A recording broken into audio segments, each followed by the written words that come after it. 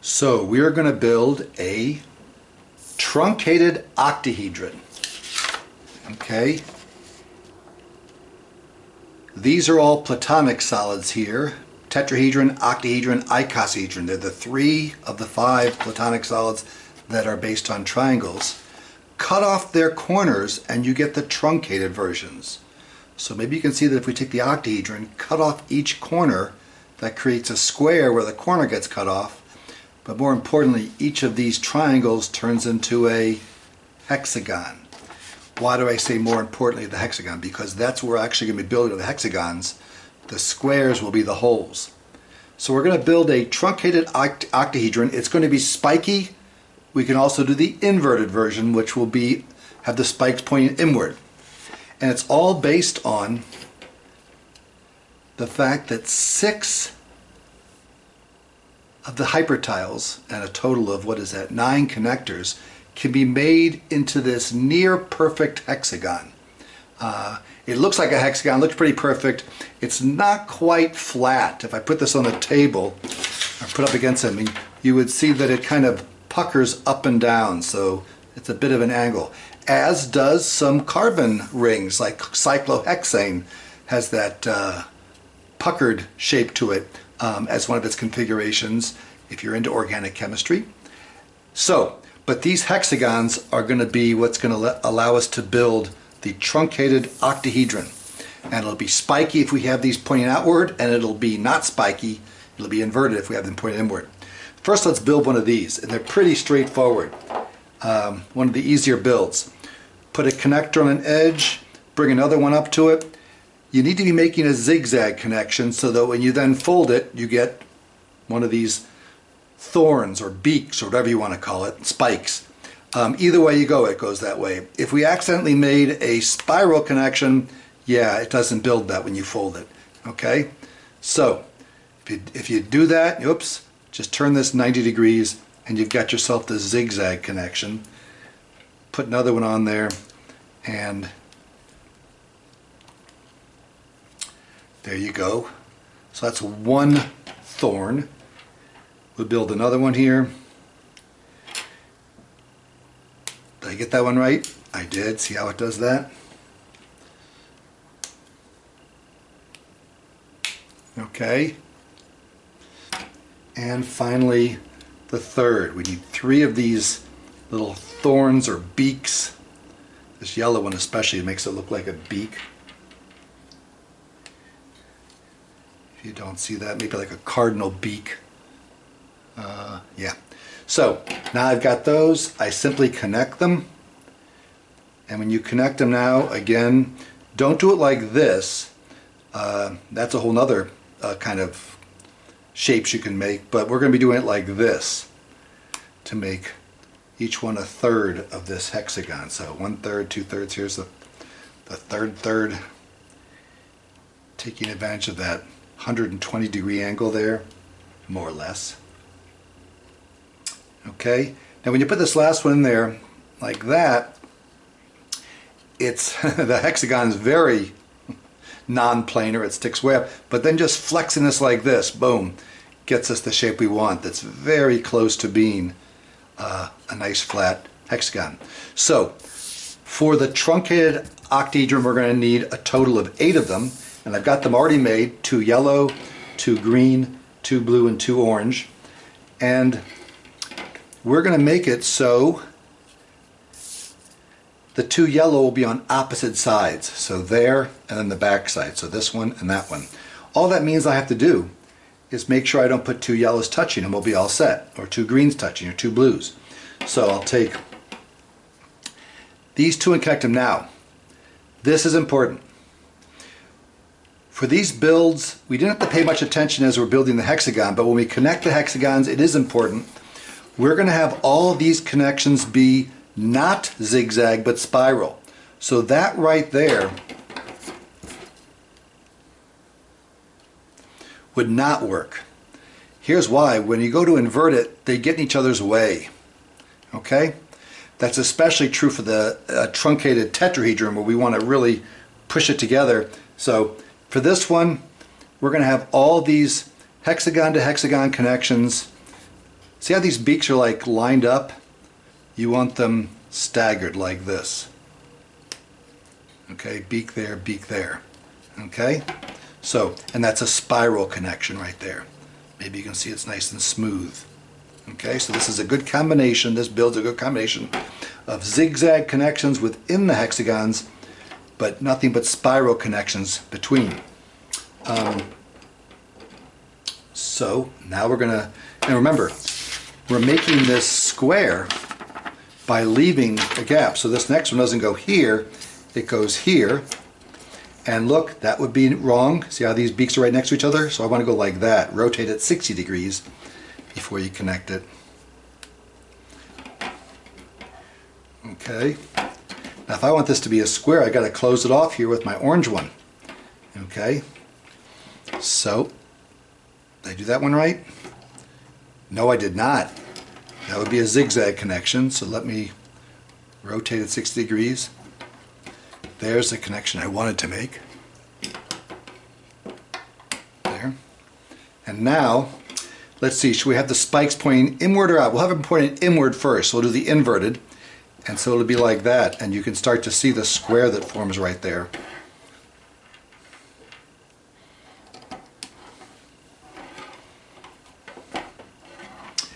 And it's a little bit of a stretch, because remember, it wasn't a perfect hexagon, perfectly flat.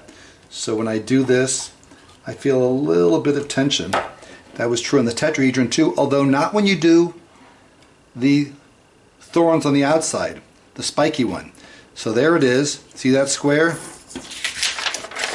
I've got that square and the 4 hexagons around it. Okay, we can now turn it like this. We're going to put this yellow one over here, opposite that one, but not like that. Like that. We want a nice spiral connection there.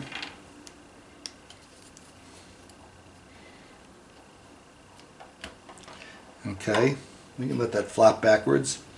Over here on the green, we're going to put the orange one, right? Opposites. Spiral connection. By the yellow, we want a blue. Oop, there's a spiral connection.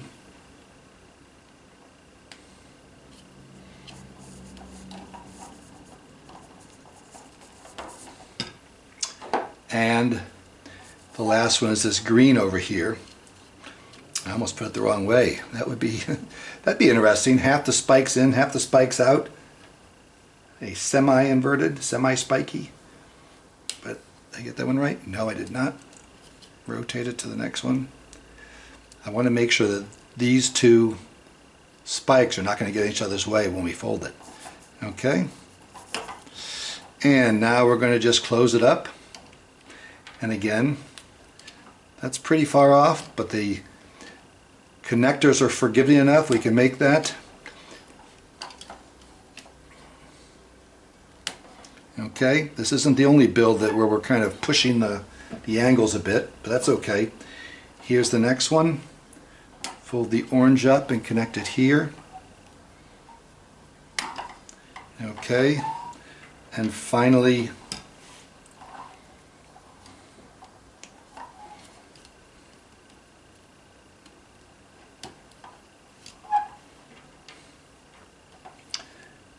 we put this in place with a final 2. And there you have it. Now, this one we actually could have connected with all these being zigzag. It would have worked out, and you wouldn't have this kind of gaps and stuff like that, and you'd have a different looking interior than this. Here the spikes are pretty evenly spread out. But let's see what happens when we invert this, so we have the spikes pointing outward. Let's see if that alleviates some of these strained angles here. Anyway, there is, let me just take a look at that first. There is the truncated octahedron, spiky but inverted so it doesn't feel spiky. That's nice, that's about the size of a basketball. Okay, and let's invert it here. Okay. Whoop. Trying to keep the hexagons intact. By the way, something like this that's all spread out like that is sometimes referred to as a net in geometry. Something you can cut out of paper and then fold into a geometric shape. But now we're going to fold it this way, and yeah, this is what I was thinking. With the spikes on the outside, I don't think we're going to have, that looks like a nice even square without much tension. So how about the spikes there and here? Whoop. Yeah, look at this. They line up so much better than they did with the spikes point inward. So, and this is not any kind of stress at all. So interesting. The same exact shape, but if I have the spikes pointing inward, it creates a little bit of stress between them. With the spikes pointing outward, it's much more kind of natural. Okay, so here it is. You can see those squares don't exactly line up, but that's kind of cool. That's probably again a result of the fact that these hexagons are a little distorted from the plane. But if I see that square through the other one, I can see it's what, rotated maybe about 3 degrees, 4 degrees. Fun. Okay, so there it is, the truncated octahedron spiky or inverted. Yeah, I'm actually going to, I'll probably fast forward through this. I'm going to show what happens if you put it with the spikes pointing inward, but where these are all going to be zigzag connections rather than spiral. Okay, so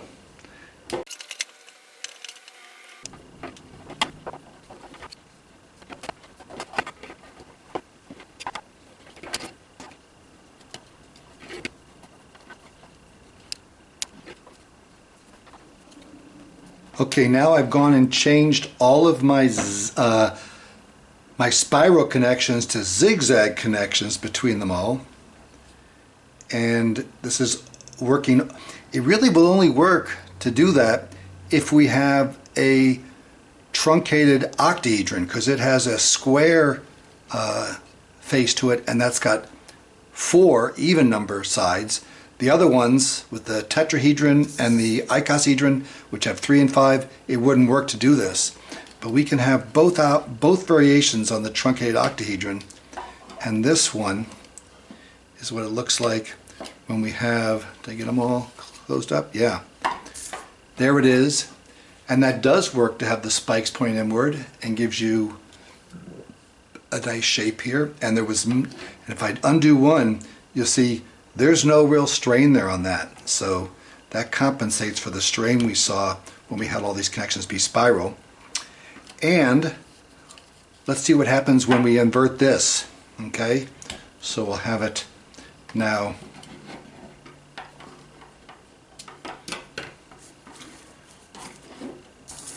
And by the way, when you just have it laying flat like that, this is like a net, something in geometry called a net, which is a structure you can make out of paper and then fold into a given geometric shape. Those are called nets. Okay, so now we're going to fold it with the spikes on the outside and see if it has any noticeable difference to the one we saw before with the spikes on the outside.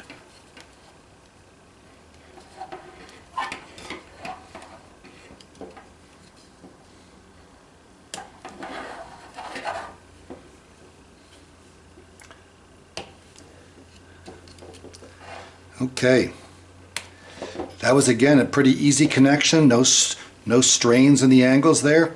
But one thing that's very noticeable right off the bat is my squares. Remember how these were squares before? Now they become diamond shapes, rhombuses. And what's fun is this one's horizontal, that one's vertical.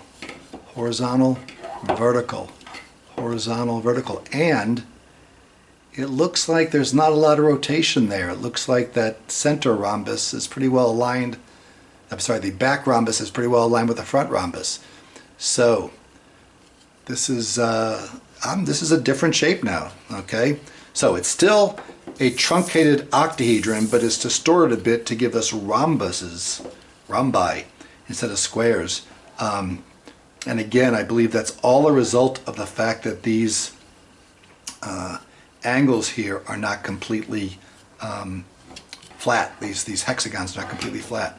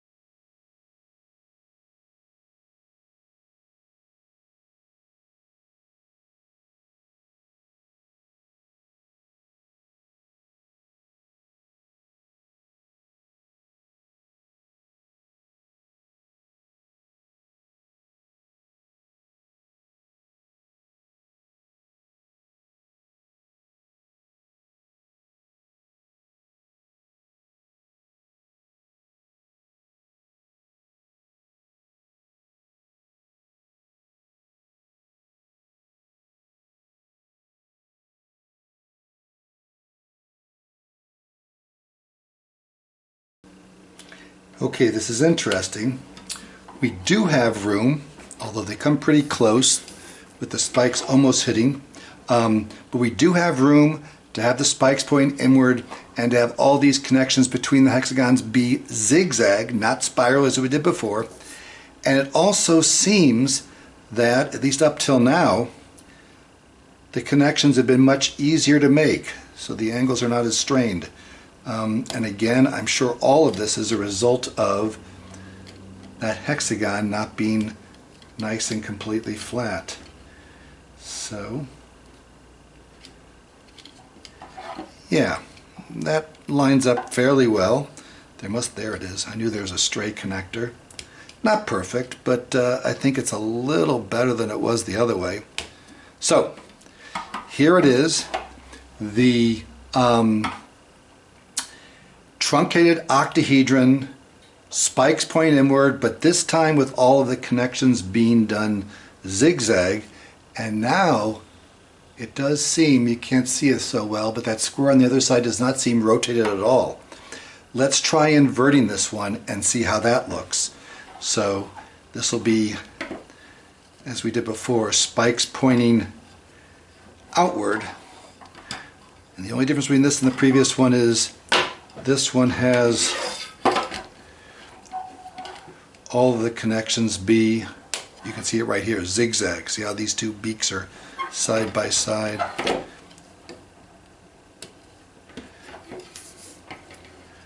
Let's see if this gives us any extra strain. Not so much. Yeah, pretty straightforward and simple. There it is.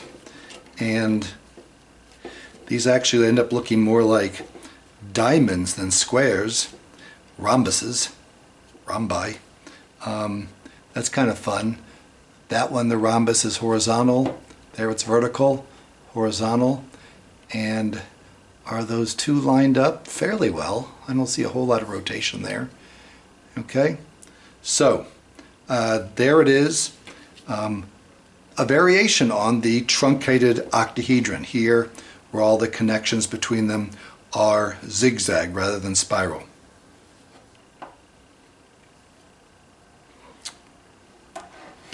Oop.